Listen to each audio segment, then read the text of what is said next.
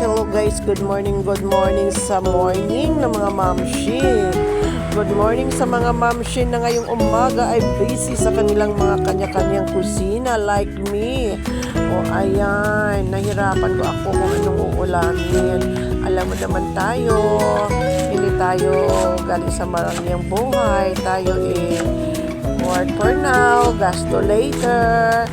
Work for now, sahod today, and no more later. O, di ba? Ganun lang naman ang buhay. Alam nyo ba, itong ginagawa ko, alagbati to, magagawa tayo ng tortang alagbati with meatloaf. O, yun ang pangalan ng aking recipe ha, with my own version to. Alagbati, hello, this is my first time. First time kong gumawa, hindi ko alam guys kung anong kalabasan ito ngayon. Basta, isang meatloaf, dalawang tali ng alagbati. In-slice, shred, I make it shred a little bit like that. O, tapos, ilagay na natin yan sa meatloaf. Ayan, o. Meatloaf yan, pinakita ko lang na meatloaf yan.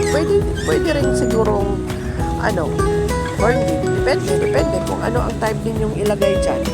Pwedeng puro itlog lang. Pero gusto ko, meron din ganyan. Kaya iba-iba lang. Tapos lagyan niya ng dalawang, konti lang naman yung ingredients. Dalawang tali na alagbati, isang can na meatloaf, at saka dalawang egg. O, ganyan lang. Ginoo, kabilis-bilis magawa ng mga pang low class na mga pagkain na which is healthy naman talaga. O, marunong tayong, sabi nga nila, marunong tayong magpumot sa malit na kumot. Ay, ewan, di ko alam yung mga kasabihan na yung mga ganyan. Basta ang alam ko, lagyan natin na pampalasa yung niluluto ko ngayon para naman masarap. Kasi kung walang lasa, paano din natin makakain yan? Ang pamilya ko kasi guys, hindi mahilig sa gulay. At saka kung maggugulay-gulay ka rin, sobrang mahal. Gagastos kayo ng 250, makagulay ka na.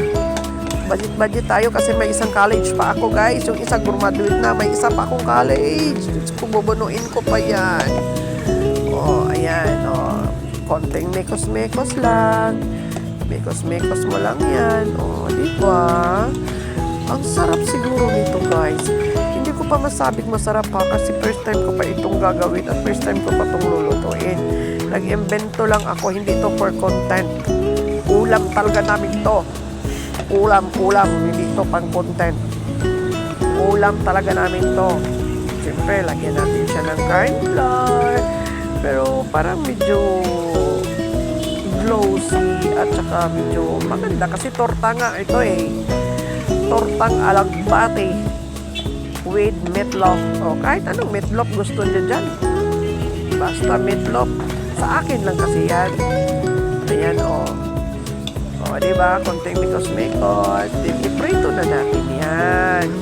O, siyempre, ayusin natin pag mikos-mikos kasi yung pampalasa, para totally ma-mix siya. Ma-blend talaga siya. Kasi kung hindi mo naman ma-blend, baka nagbubuo yung lasa din sa mga gilid-gilid. Kaya kailangan talaga siyang mikos-mikos ng maayos. O, ayan na, naprito ko na. Hindi ko lang alam, guys, kung anong kalalabasan nito. Hindi pa ako nakaranas magluto nito. Ngayon ko lang na kasi para si Zian, yung apo ko makakain, guys. Hindi lang sa gulay yung mga tao dito, guys. O, ayan. O, diba? O, ang sarap na yun. Tagal pa matanggal. O, ayan na. So, guys, that is for today's video, ha. Titigman ko lang. Mamaya may second episode ko, tignan mo kung ano ang lasa.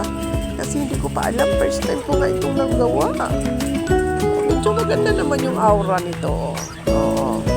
Bye!